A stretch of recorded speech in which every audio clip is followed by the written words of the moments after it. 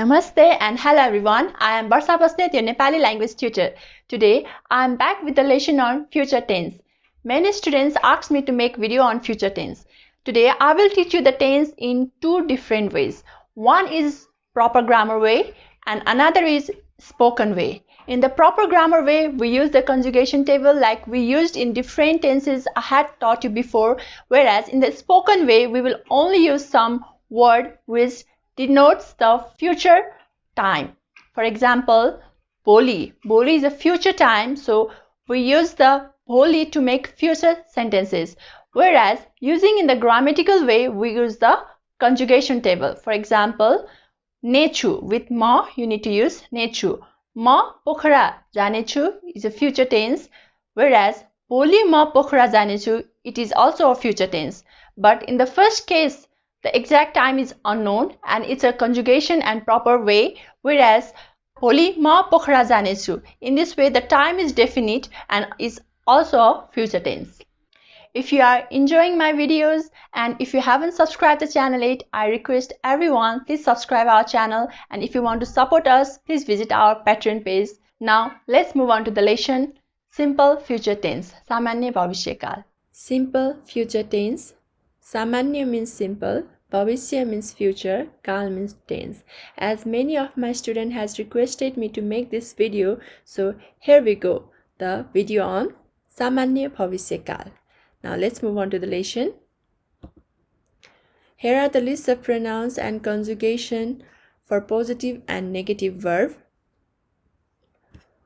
Ma, nechu, ma, nechaina, timi, nechau, timi, nechainau, हामी, नेछौं, हामी, नेछैनौं, तपाई नुहुनेछ, तपाई नुहुने छैन, वहाँ उहाँ नुहुनेछ, वहाँ उहाँ नुहुने छैन, ऊ नेछ, ऊ ने छैन, उनी नेछिन्, उनी ने छैनन्, उनीहरू नेछन्, उनीहरू ने छैनन्.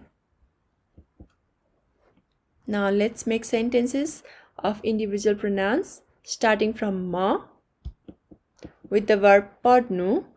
Padnu plus nechu becomes padnechu.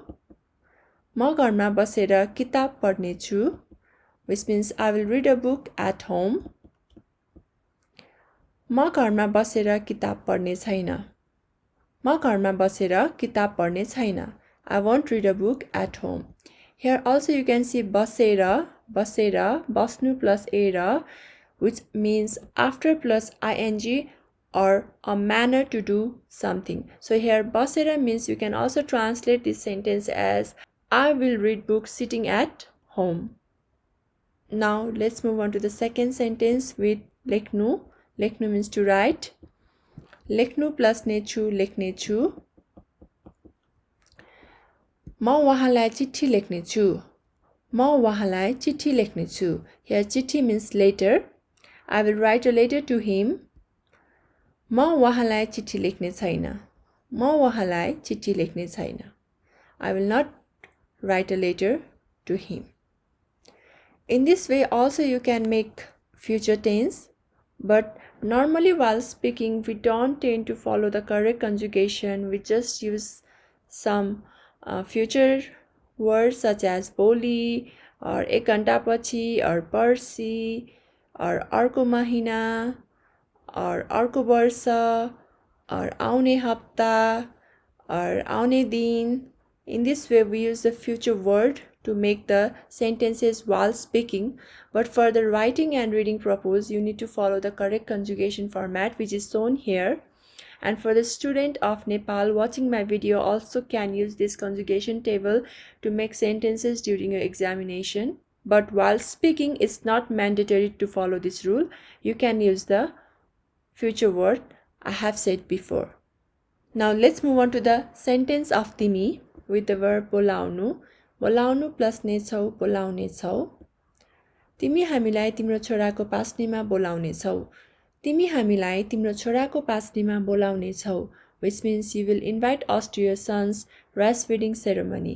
Here, breastfeeding ceremony is a small party or gathering which is done when a newborn baby just turned to 6 months and eats rice for the first time.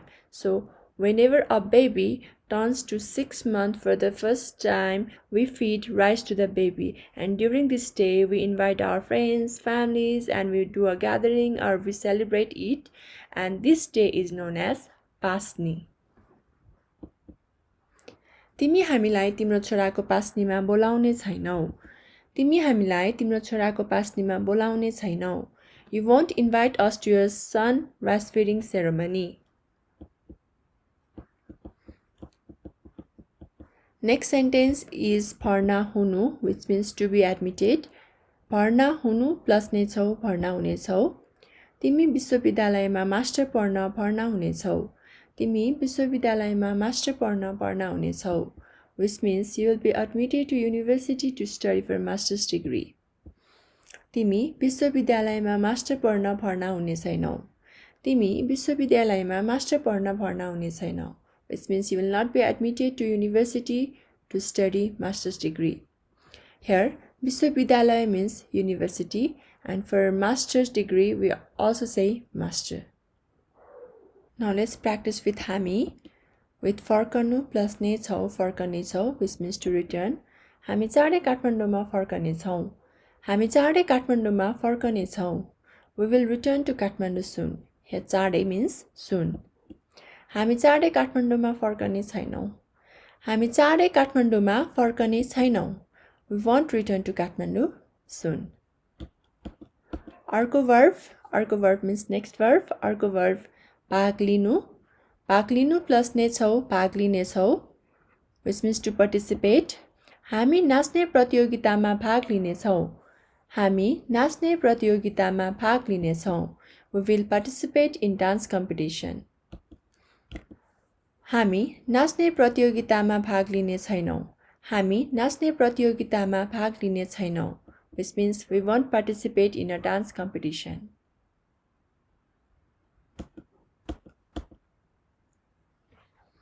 Next sentence is of तपाईं.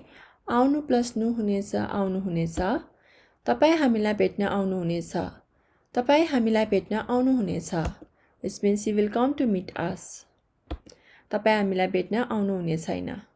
तपाईं हामीलाई भेट्न आउनु हुने छैन, which means you won't come to meet us.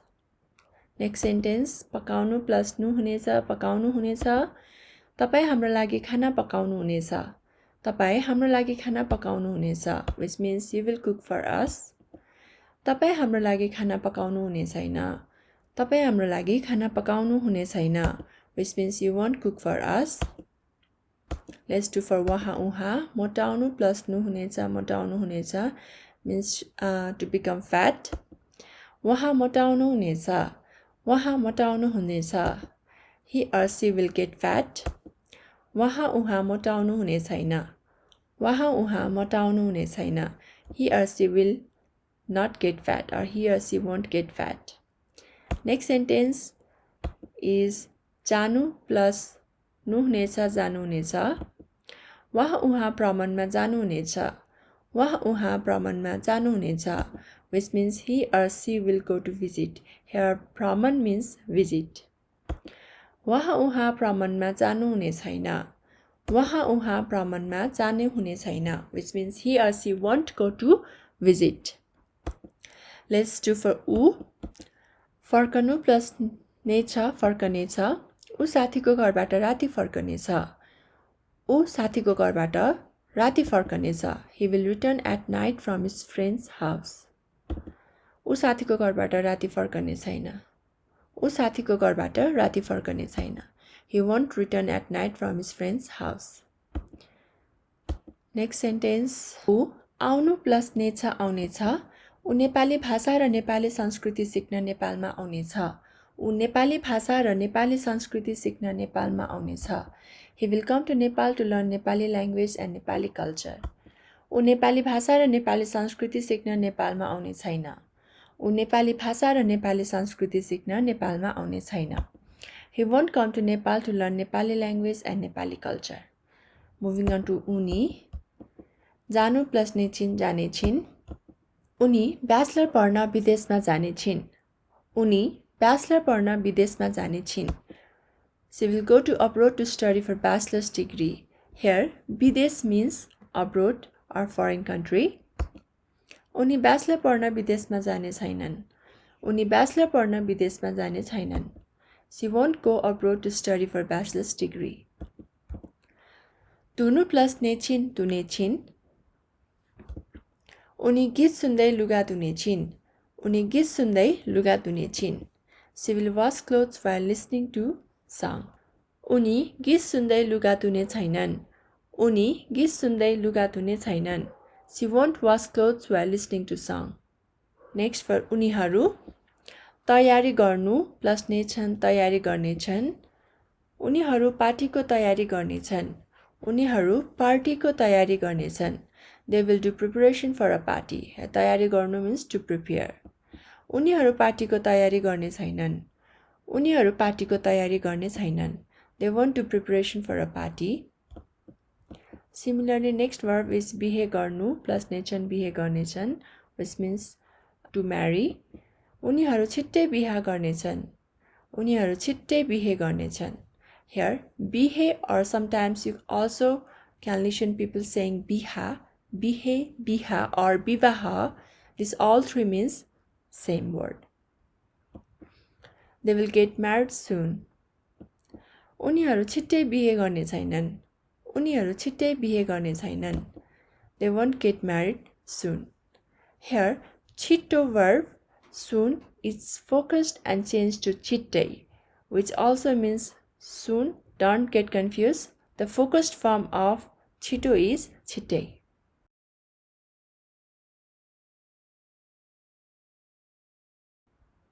In this way, you can make sentences using the correct conjugation table. Apart from this, you can also make the sentences for speaking purposes just adding the future words such as भोलि. For example, भोलि म विश्वविद्यालय जान्छु. भोलि म विश्वविद्यालय जान्छु, which means tomorrow I will go to university.